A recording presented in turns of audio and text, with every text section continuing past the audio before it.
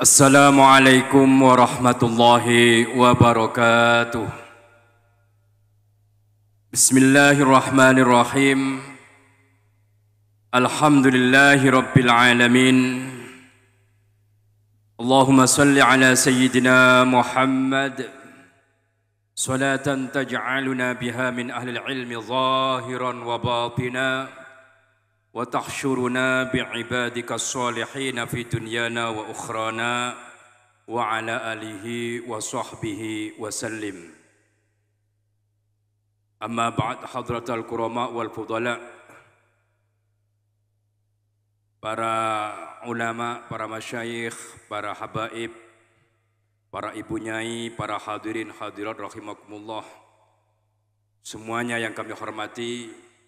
Untuk menyikat waktu, saya langsung saja bahwa membangun peradaban, merawat jagat membangun peradaban, membangun sebuah bangunan semegah apapun, sebesar apapun, harus bertumpu kepada pondasi.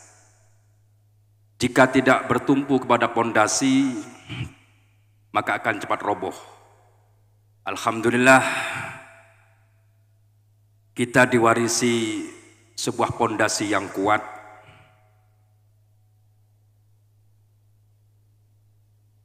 Saya akan menjelaskan secara ringkas,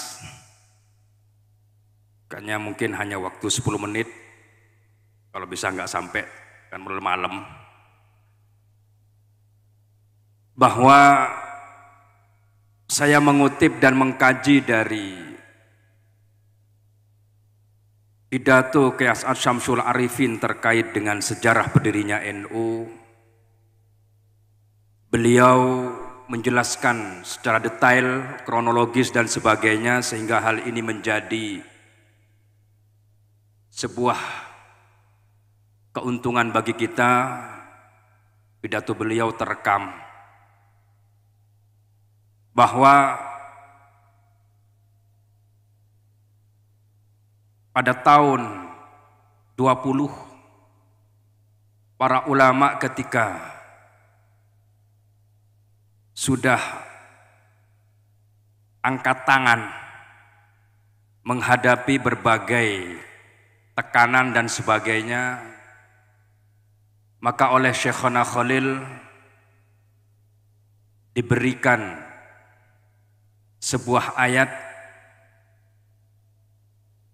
seperti yang disampaikan oleh Kyai As'ad Syamsul Arifin, yuriduna liyutfi'u nurallahi biafwahihim wallahu mutimmu nurihi walau karihal kafirun. Kebala dak muntaha, mun Allah Ta'ala ngersakin tolos. Ini adalah isyarah yang sangat penting untuk kita kaji di dalam membangun mental yang kuat, jiwa yang kuat, agar supaya tidak kagetan bahwa ada kekuatan besar untuk memadamkan cahaya Allah biafwahihim, bukan bikuwatihim, tapi biafwahihim. Apalagi di era sekarang, era kecanggihan keilmuan, jika digabungkan teori ilisionis dan teori psikologis, ini akan mampu mendorong manusia melakukan hal yang di luar nalar, dan ini banyak terjadi. Nah, Syekhona Khalil membangun mental, semangat para ulama.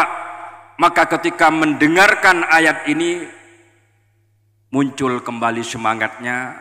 Dengan kata lain, gak kagetan dengan berbagai langkah-langkah provokatif dan lain sebagainya. Baru setelah beliau Syekhona Khalil membangun mental yang kuat, kepercayaan diri yang kuat, keimanan yang kuat bahwa Allah Ta'ala akan menyempurnakan nurnya, 3 tahun berikutnya, tepatnya tahun 2024, Syekhona Khalil memberikan konsep langkah untuk menjawab kebuntuan, perdebatan, bentuknya seperti apa jam'iyah yang akan didirikan. Maka Syekhona Khalil mengutus Kiai As'ad Syamsul Arifin sebagai mediator, menyampaikan pesan dengan simbol tongkatnya bahwa satukan seluruh pesantren, satukan seluruh ulama pesantren.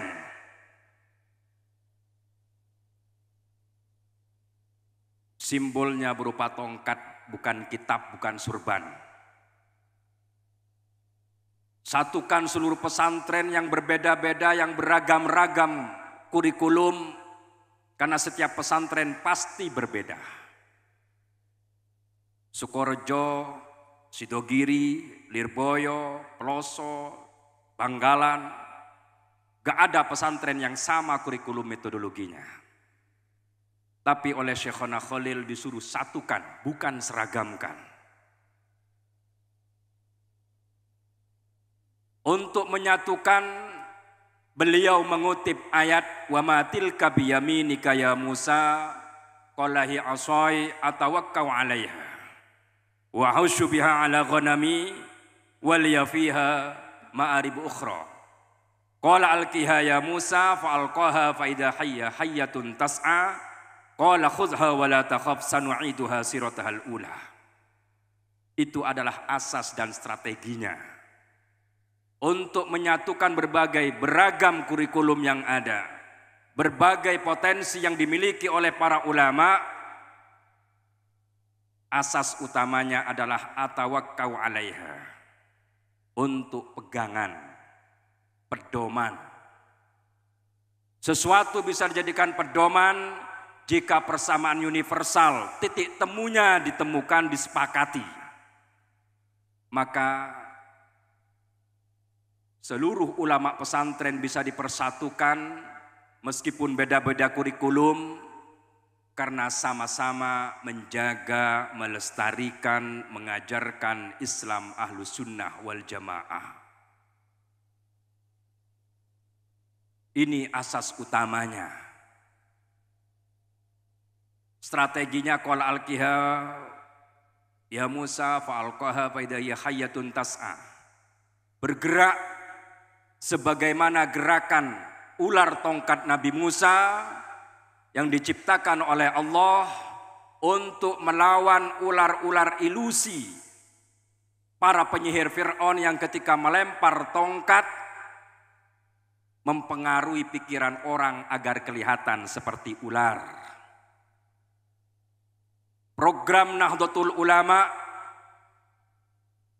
ini harus masif di masyarakat untuk melawan hal-hal yang bersifat ilusi, bungkusannya bagus, lembaga pendidikan namanya saja Imam Syafi'i tapi isinya keluar dari kerajaan Imam Syafi'i dan lain sebagainya.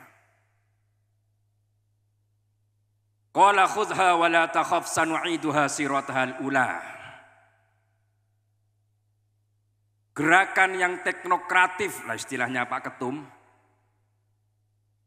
Teknokratif tas'a ini, hayyatun tas'a adalah ular yang bergerak secara teknokratif, mampu menjalankan sesuai dengan bidangnya.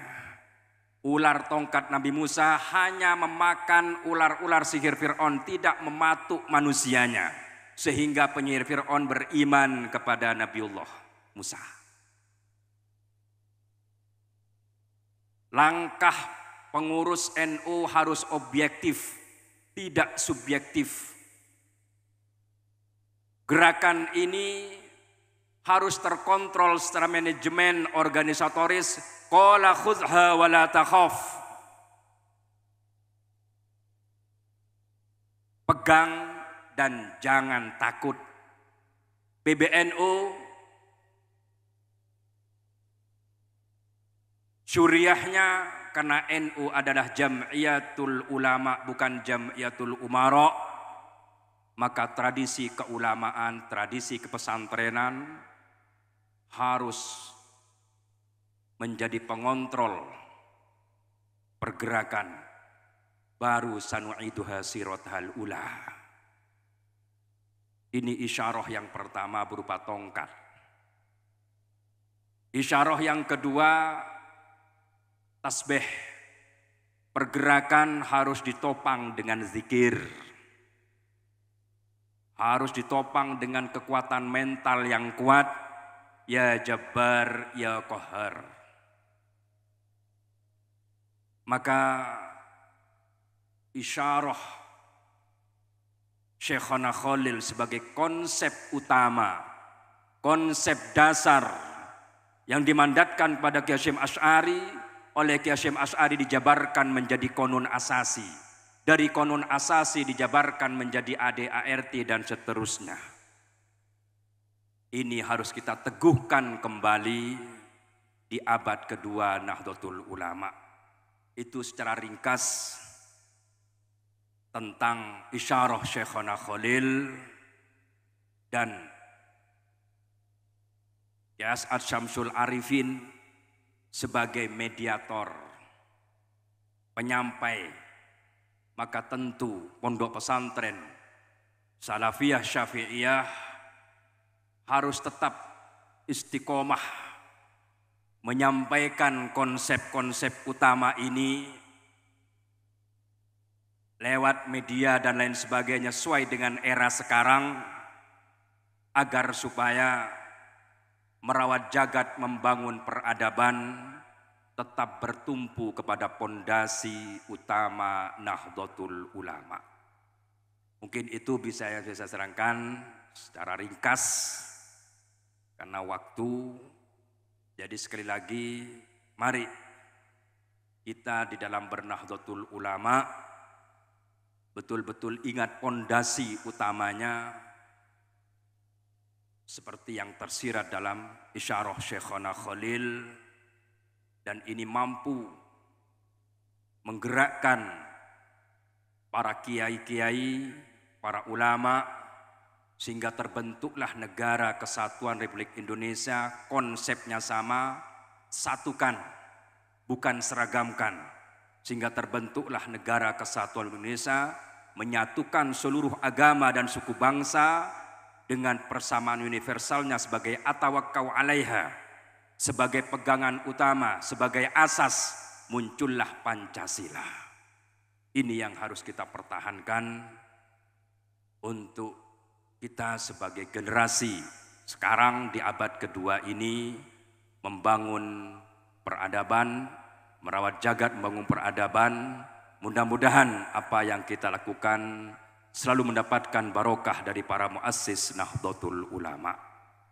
Mungkin itu yang bisa sampaikan. Terima kasih. Tak langkong nyon sepora saya tidak batas sepon.